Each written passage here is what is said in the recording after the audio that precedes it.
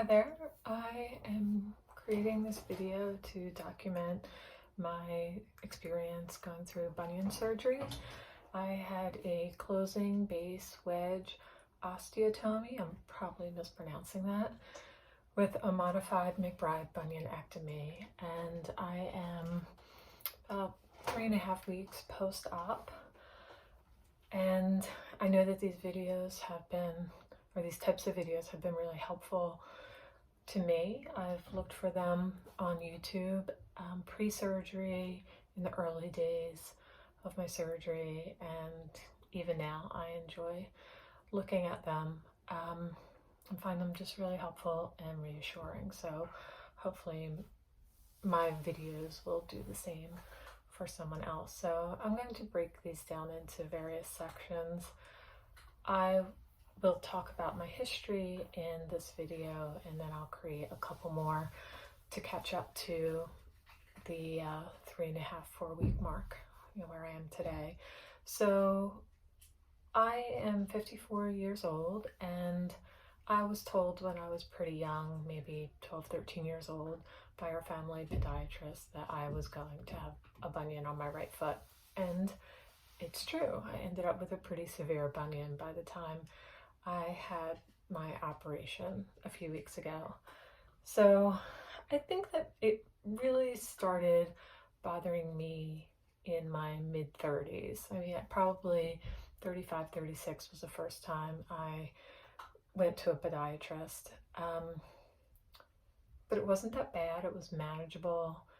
I just didn't want to go through the surgery. I had a 6-year-old child at that time, and just couldn't imagine being immobile and not being able to drive. It just was not practical for me at that point. So I let it go, and I just kind of dealt with it for years. And really, it's up until the past couple of years, it's never been that much of a problem for me, outside of limiting the footwear that I could manage to get on my foot and be comfortable in. So over the years, I just progressed to wearing wide width shoes, and having to have shoes with a wide toe box and all of that, and it was fine.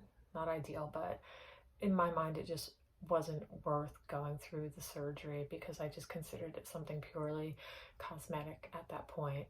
So fast forward to the start of COVID, and I thought when COVID started and I started working from home full time, I would try to take up running. So I guess I kind of overdid it, and I ended up with plantar fasciitis. So I went to a podiatrist to have that looked at, and while we were there, talked about my bunion as well. He took x-rays, we talked about the surgery that he would do and the recovery time. But basically, at the end of the day, the thought was, well, if it's not really bothering you, why bother having the surgery? And I was still at that point at that time. Like, it definitely was becoming a little bit more of a problem for me, but it wasn't limiting my activity in any way. It really was the plantar fasciitis that was the problem at that point, which I ended up being able to resolve. But what happened over the next 2 years led to the surgery, because it just became more severe. I could tell, particularly last summer, normally summer would be fine or easier with footwear, because you could wear flip-flops. Flip-flops are a bunion's best friend, and sandals. I could manage to get sandals that basically would allow my bunion to stick out of them, so it didn't look that pretty, but they could be comfortable. But I definitely noticed last summer that my footwear choices were really limited. Like, it just got to the point that I could pretty much only wear flip-flops. Like, shoes that I normally would be able to wear, I couldn't wear. I had like a choice of 3 options, for the entire summer. So, and I could tell it was getting worse, and I could also tell it was impacting other parts of my foot. So I never ended up with hammer toe or cross toes or any other complication besides the actual bunion.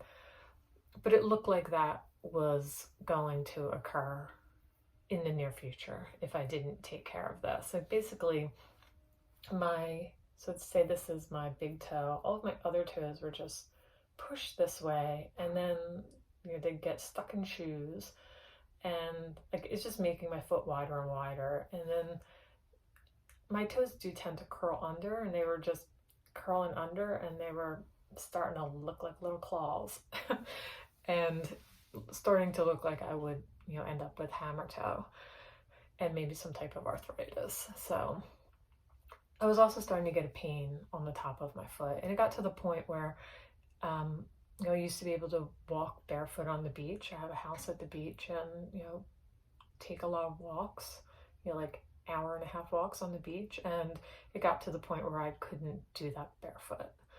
I know a lot of people can't walk barefoot, especially when you're middle age, but that was new to me. I could previously, do that without any problem. So I had to wear like Crocs, or, I bought these special post-recovery running flip-flops.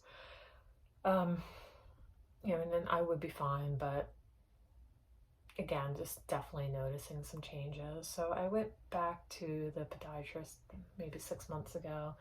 He took another set of x-rays, and it had in fact become more severe. It had moved 2 centimeters in that roughly 2-year period, and he definitely was a little surprised by that. And at that point, I decided to just go ahead and schedule the surgery. So I decided it was a good time while I'm still pretty young, I'm healthy, so my recovery would be easier. My son is 23 years old, drives himself around. I just don't have so many people depending on me at this point, and my job is in a good place. I have a desk job. I do work from home full time since COVID. And I have a great boss and a great group of people that work for me, and definitely they would be totally fine without me, during the recovery period. I have great short-term disability at my company, so I just decided to finally bite the bullet. So my recovery is 6 weeks totally non-weight bearing, and again, I'm about 3.5 weeks into that. Then I will have the cast taken off, and I will be able to start putting weight on my foot gradually. And my understanding from, again, watching YouTube videos, they've really been helpful, seeing other people's experiences. I've watched some videos of people, dealing with that progression from, having foot or ankle surgery to being 100% weight bearing. And it looks like that probably takes about a month to go through that process. So I'll continue to document. I will create another video that will cover pretty much like those first few days, first week of the surgery, and what that was like. That was definitely what I was most concerned about, that the pain level, and just the surgery itself. So I'll talk about that. And through to like the first week and a half. For me, like a week and a half was a big turning point where I was really able to become more independent, and get around. And then through to this point, and then when my cast comes off, and then as I learn to walk again, I can't wait. I can't wait. The first time I can drive. I think I'll cry. When I drive the first time, I'm going to cry for sure. But it's been worth it so far. Everything looks good so far. I'm glad I've done it so far. We have a ways to go. But feeling pretty positive at this moment, but trust me, it hasn't always been positive, and I'll talk about that in my next video. It's definitely been an emotional journey as well, and it can be pretty trying at times. So more to come. Thank you for watching.